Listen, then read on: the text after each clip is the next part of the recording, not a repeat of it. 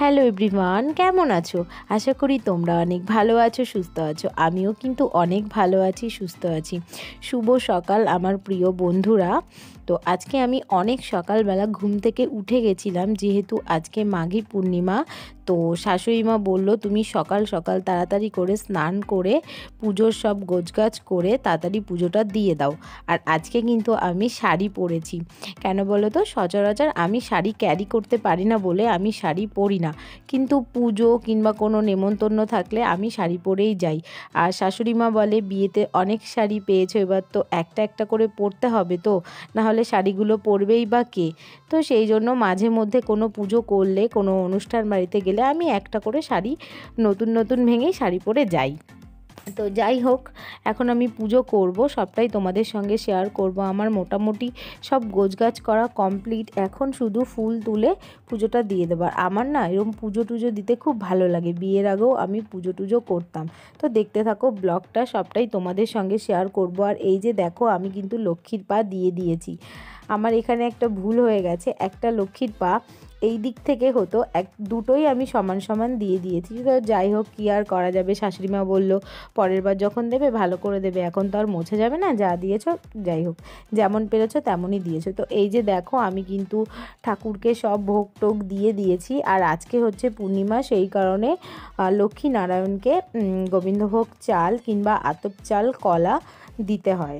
তো আমিও দিয়েছি। আর এই যে আমার কাতু সোনাও রয়েছে, আমার বাবা লোকনাথ নিয়ে রয়েছে, সবাইকেই আমি সব কিছু দিয়ে দিয়েছি। তো আমার পুজো কমপ্লিট, এবার আমি বাইরে চলে যাব, পরে এসে তারপরে আমি নিবেদন করব। তো দেখতে থাকো ব্লগটা।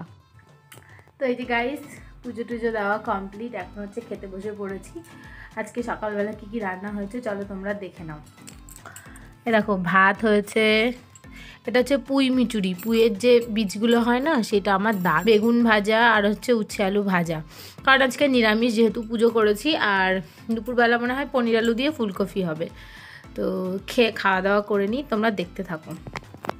তো এই যে প্রথমে উচ্ছে আলুটা দিয়ে, উচ্ছে আলু ভাজা দিয়ে ভাত খাবো, বেগুন ভাজা দিয়ে। উচ্ছেটাও আমাদের গাছের উচ্ছে গাইস, আর বেগুনটাও আমাদের গাছেরই উচ্ছে। কালকে মা কত উচ্ছে পেরেছে।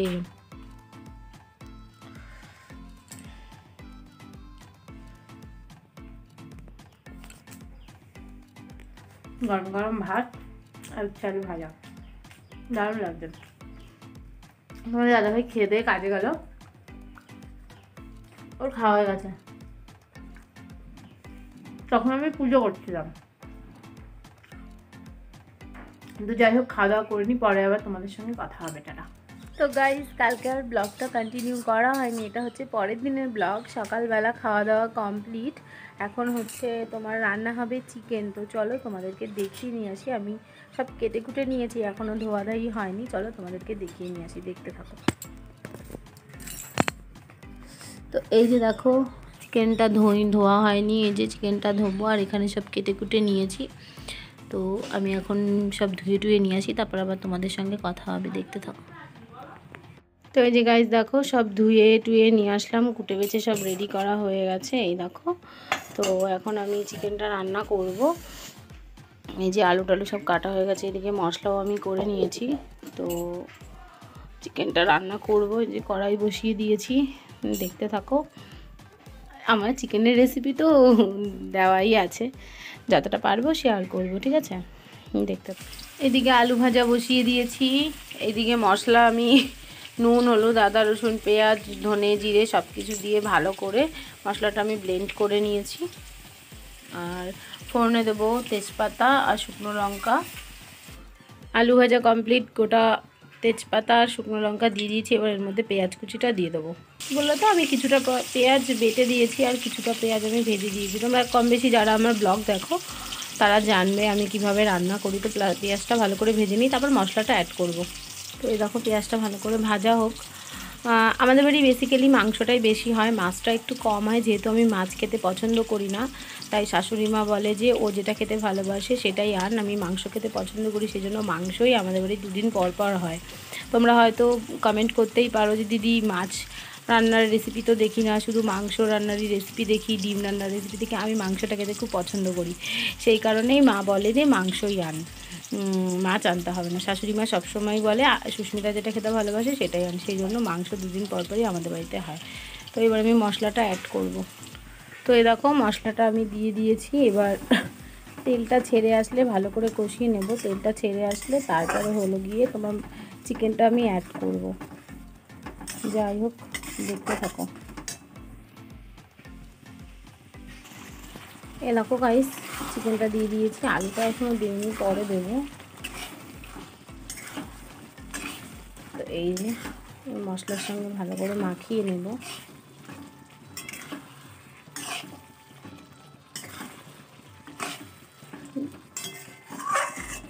অল্প করেই আজকে চিকেন আনতে বলেছি, যেহেতু পরশু দিন চিকেন খেয়েছি, না আমি বলেছি বেশি আনতে না।